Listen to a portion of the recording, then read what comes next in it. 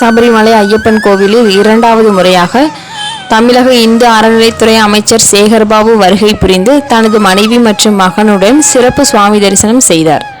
கேரள மாநிலம் பத்தினம்திட்டா மாவட்டத்தில் சர்வதேச புகழ்பெற்ற சபரிமலை ஐயப்பன் கோவிலில் மண்டல பூஜை மற்றும் மகர விளக்கு பூஜைக்காக கார்த்திகை 1ஆம் தேதி நடை திறக்கப்பட்டு தற்போது வரை ஆந்திரா, கர்நாடகா, தமிழ்நாடு உள்ளிட்ட பல்வேறு மாநிலங்களில் இருந்தும் வெளிநாடுகளில் இருந்தும் ஏராளமான ஐயப்ப பக்தர்கள் சுவாமி தரிசனம் செய்து வருகின்றனர்.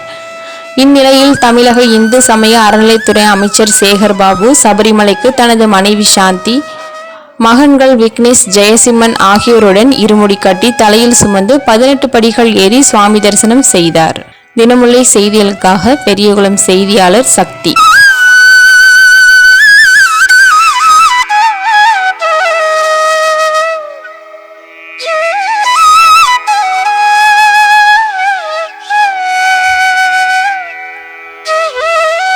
செய்திகளை உடனுக்குடன் தெரிந்து கொள்ள தினமுல்லை நியூஸ் தமிழ் சேனலை சப்ஸ்கிரைப் பண்ணுங்க.